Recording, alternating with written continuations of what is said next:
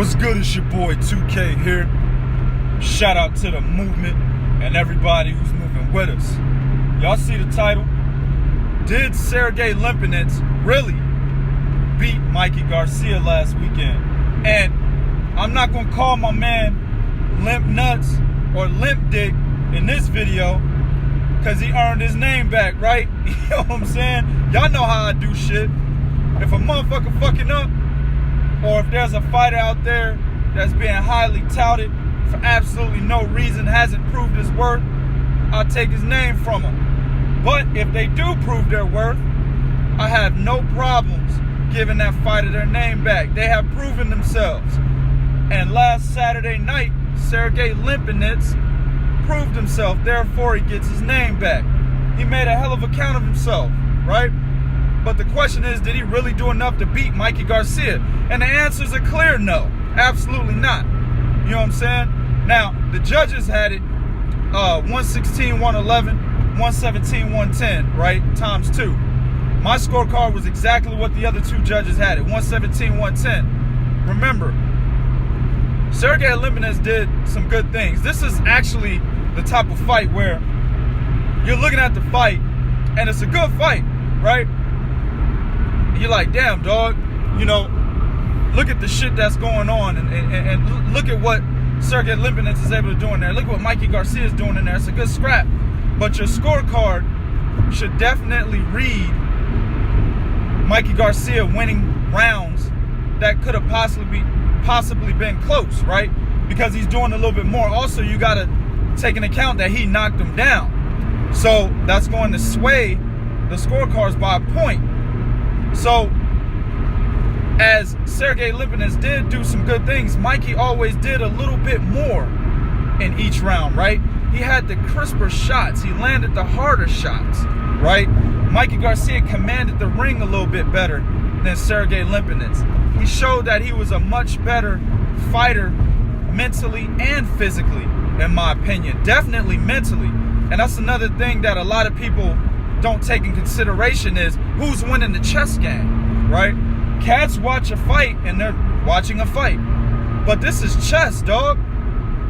Even if you're not a chess player, if you are a boxer and you're in the ring, you're still playing chess. You see what I'm saying? Just like the game of chess, you got sophisticated players and you have aggressive players. Then you got defensive players. That's how chess, that's how you can actually allocate, or at least categorize the logic of different types of players in chess. It's the same thing in boxing, right? And in this case, you had Mikey Garcia. He was the more sophisticated player. He was doing a lot more thinking, right? He was picking, his moves a lot better than Sergey Lipinets was. Lipinets is what you would call the aggressive player. He wasn't doing what Ruslan Provodnikov would do in the ring. But he was more offensively minded in that fight, and he paid for it with his lack of defensive logic, right? I'm going to tell y'all something, man. Mikey Garcia won this fight basically off 3 punches. The jab, the straight right hand, and the check left hook. That's it. That's it. And you want to know why? And it's because Sergey Lipinets, his head movement was 100% easy to predict. He kept doing the same movements with his head, and it allowed Mikey Garcia to easily time this guy. When Mikey would throw the jab, right? He would throw the jab. Sergey Lipinets would literally 10 times out of 10 bob his head to the right and dip it just enough to put his head in direct trajectory basically for the straight right hand.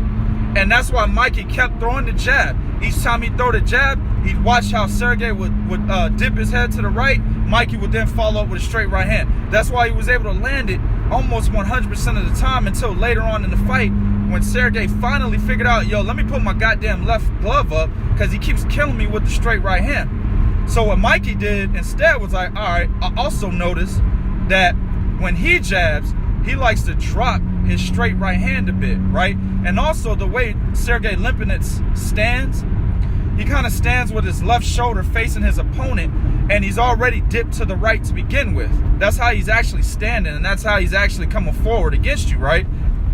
So when he jabs, naturally his body weight shifts to the right, okay? But then he drops his right hand, you know, from his chin. It goes basically to where his chest area is, and it leaves him wide open for a left hook. And that's exactly what Mikey Garcia started doing. He started hitting him with the left hook, started leading with the left hook, right? And that's ultimately what led to the knockdown. Sergey Lipinets jab, stepped in to throw a uppercut, a compact uppercut on the inside, but he failed to bring his right hand back, leaving him wide open for the check left hook, and that's exactly what happened. He hit him with it, knocked him down. So if I'm watching that, if you're watching a fight, and you're watching how one fighter is clearly smarter than the other, if you're actually looking for that, then you have no problem seeing Mikey Garcia winning this fight 9 rounds to 3.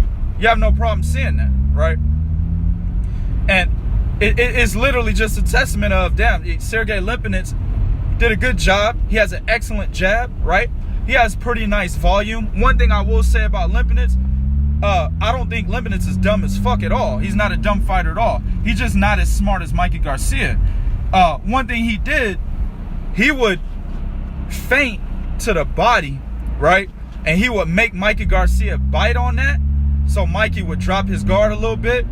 And as Mikey dropped his guard, Lipinets would bring the punch up top. You know what I'm saying? Also, he changed depth pretty well. Lipinets changed depth pretty well, and it kept Mikey Garcia guessing, like, all right, where is he going? But this is the thing, though. Mikey always kept the jab out there. So when Lipinets was changing depth, he couldn't get off the way he would have liked to at that point in time, because he kept running into the jab and the straight right hand combination, right?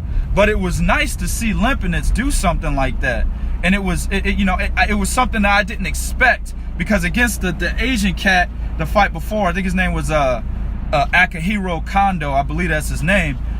He wasn't doing these types of things, right? You could see him subtly try to do it, but he wasn't making smart decisions after, you know, changing depth or after going to the body. You know, he kind of stayed around in the pocket and gave Kondo opportunities to counter him, or opportunities to get off first.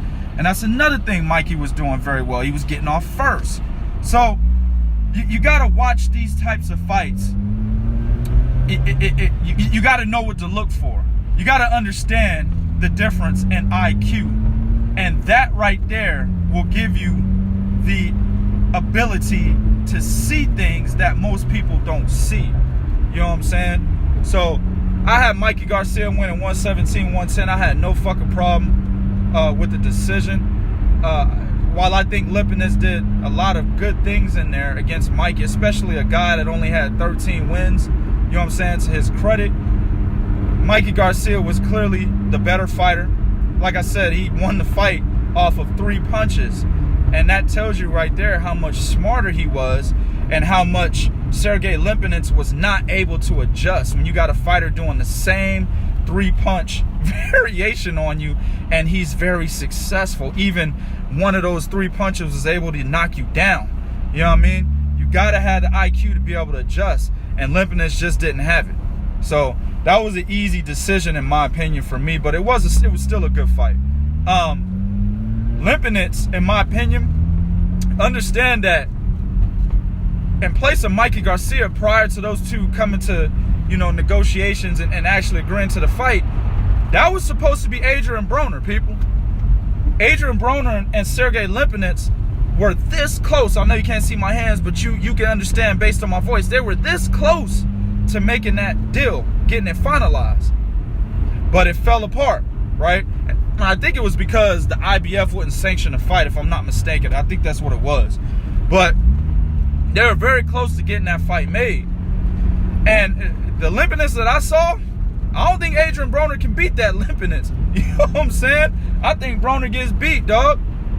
I think Lipinets does some good things. Like I said, how he changed depth. You know what I'm saying? How he would change the trajectory of his punch after feinting it, or after feinting and then he throw the shot. He feint, kind of commit on the shot, watch Mikey Garcia take the bait of the feint he did previously, then change the trajectory of the punch, you know, take it up top, feint up top, kind of commit a little bit, then take it down low. He would do shit like that. Also, he has an excellent jab to the body.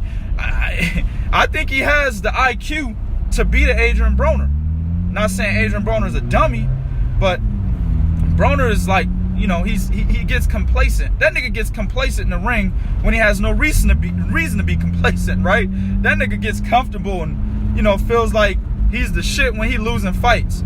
You know what I'm saying? So he will give Lipinets just enough time to think and to be able to get off. He wouldn't be first like Mikey Garcia was. You know what I'm saying? That's a fight I like to see at 140.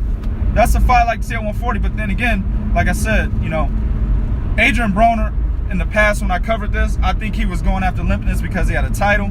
That would have gave Adrian Broner, you know, the opportunity to be a 5-time champion in 3 weight classes, I believe, or 4 weight classes. So it just would have added to his accolades and shit if he would have able to get that scalp of Sergey Lipinets. And I think that's what they were going after him for. Now that he's no longer the champion, he's not going to be looking at no Lipinets. He's looking for the bigger fights, get the bigger money, opportunities to get titles, things of that nature. So, but it would have been a hell of a scrap, man. And I think I would have favored Lipinets in that fight. But there's a lot of opportunities for him, man, at 140. I like the way 140 looks. You know what I'm saying? You got Kero Relic, who just easily beat Rancis Barthélemy, and I'm going to get on his motherfucking ass. Just wait for that video. I'm getting on Rancis Barthélemy's ass, dog. You know what I'm saying? That's meat. That's food for me. You know what I'm saying? That's a prime rib that I see when I look at Rancis. You know what I'm saying? So be on the lookout for that shit. But you got Relic.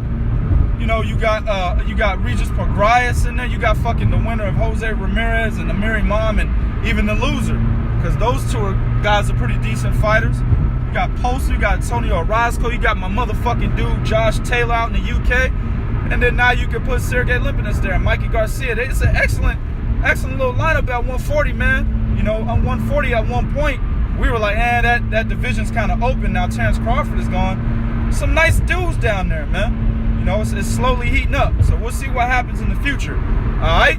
YouTube dudes, you do in the comment section. Let me know what you think about this topic. But be real, did you think Sergey Lipinets actually beat Mikey Garcia even after I've explained the whole concept of being able to recognize who's the smarter fighter in the ring? Even if you look at the judging criteria, ring generalship, you know, defense, accurate punching, you know what I'm saying? If you look at all those things, aggression, effective aggression, if you look at all those things, Mikey Garcia pretty much wins all of those. I maybe would give Sergey Lipinets effective aggression, and that's it. Accurate punching, definitely Mikey Garcia. Defense, definitely Mikey Garcia, even though he was getting squared up a little bit on the inside there and getting caught. Definitely Mikey Garcia, just because, like I said, he was landing 3 punches at will. You can't give defense to the guy who keeps getting hit by the same 3 fucking punches, right? Ring generalship, Mikey Garcia, and that was due to his IQ. So that's 3 out of the 4, you know, criteria for judging that Mikey Garcia gets, right? But then again, like I said, you got to know how to be able to look at why a fighter is smarter than the other fighter. That's huge, and it's one of the harder things to understand. But let me know what you think. This is Real Talk for real fans. 1.